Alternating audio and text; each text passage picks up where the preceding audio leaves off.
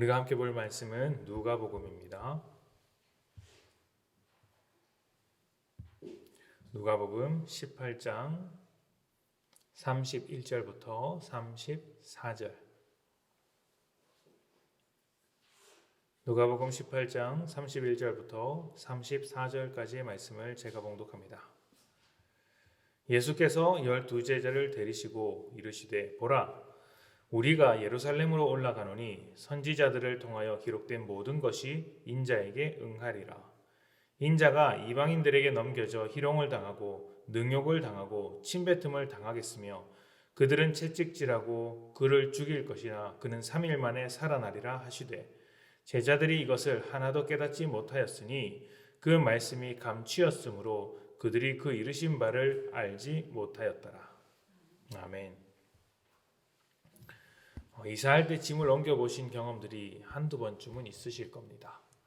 저도 사역을 하느라 꽤 자주 이사를 한 편인데 결혼 전 혼자 살 땐 굳이 이삿짐을 혼자 옮겼던 기억이 있습니다.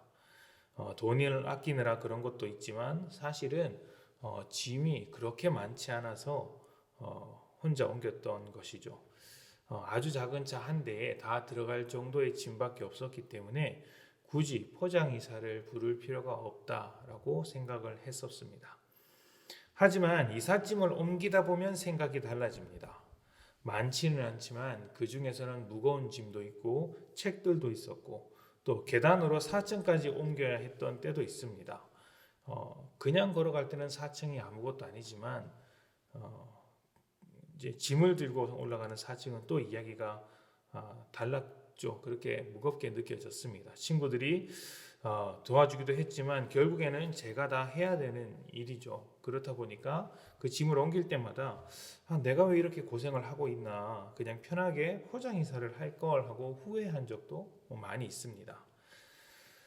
내 짐을 내가 옮기는 것도 굉장히 힘들고 어렵다고 느낄 때가 많습니다. 내 짐을 내가 옮길 때도 말입니다. 그렇다면 우리 주님께서 지신 십자가는 얼마나 무거웠을까요? 주님이 지셔야 했던 십자가는 주님의 짐이 아닙니다. 자기 짐을 지는 것도 그렇게 힘든 일인데 자기 짐도 아닌 것을 지고 가는 것은 얼마나 힘든 것이겠습니까? 주님은 세상 모든 사람들의 짐을 대신 지시고 골고다 언덕을 올라가셨습니다. 굳이 지지 않아도 상관없는 짐을 스스로 짊어지신 것은 주님 안에 은혜와 사랑이 가득하시기 때문입니다. 부모가 자녀를 대신해서 짐을 지는 것은 자녀를 사랑하기 때문이죠. 그 덕분에 부모의 삶은 고달프지만 그렇다고 자녀에게 이 짐을 떠맡기려고 하지는 않습니다. 할 수만 있다면 자녀들이 앞으로 져야 할 짐들을 본인이 다 지고 싶은 것이 부모의 마음이고 사랑입니다. 주님의 마음도 그렇습니다. 우리를 사랑하시기에 우리의 죄를 우리에게 돌리지 않으시고 묻지도 않으십니다. 다만 우리를 대신해서 십자가를 지시는 것이죠. 언제나 넘어지고 낭망하며 죄를 쫓아가는 일이 반복되는 우리이기에 하나님은 우리에게 더더욱 은혜를 부어주시는 것입니다. 누가복음 18장 31절 읽은 본문에 이런 말씀이 있죠. 예수께서 12제자를 데리시고 이르시되 보라, 우리가 예루살렘으로 올라가노니 선지자들을 통하여 기록된 모든 것이 인자에게 응하리라. 아멘. 주님의 십자가는 선지자들을 통하여 기록된 모든 것이 이루어지는 순간이었습니다. 선지자가 기록한 것들은 하나님의 사랑과 은혜이고 긍휼이자 약속이 있는 기록입니다. 우리를 끝까지 사랑하시겠다고 약속하신 하나님의 오래된 약속이 바로 예수 그리스도를 통해 이루어지는 것이죠. 하나님은 사람이 죄인 되었을 때부터 처음부터 우리를 사랑하시기로 하셨습니다. 하나님을 버리고 죄인이 되었을 때도 실망하셨을지는 모르나 버리지는 않으셨다는 것이죠. 사랑하셔서 끝까지 책임지시는 하나님의 성실하심이 있고 인자하심이 담겨있는 약속이었습니다.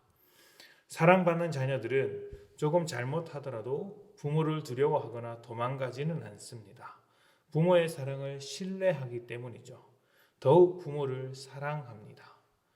하나님의 그 놀라운 사랑 안에서 살아가는 사람들이 바로 우리들이라는 점을 잊지 맙시다.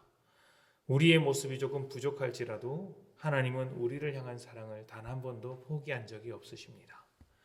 그리고 그 사랑을 이루시기 위해 십자가를 지기까지 하셨으며 성실하게 그 사랑을 증명하고 계십니다. 그러니 우리의 모습과 상관없이 우리를 사랑하시는 하나님께 더 가까이 나아가야 할 것입니다. 우리의 모습 때문에 때로는 두렵게 느껴질 때도 있지만 그럼에도 그 두려운 마음은 하나님께서 원하시는 마음이 아니니 두려운 마음을 접고 하나님을 사랑하는 마음으로 나아가시기를 소망합니다. 하나님은 그것을 원하십니다. 오늘 하루 하나님의 성실하심을 기억하시고 하나님을 더욱 사랑하는 우리들이 되었으면 좋겠습니다. 하나님으로부터 도망가지 말고 더 가깝게 다가가시는 거룩하고 복된 하루 되시기를 축복합니다. 함께 기도합시다.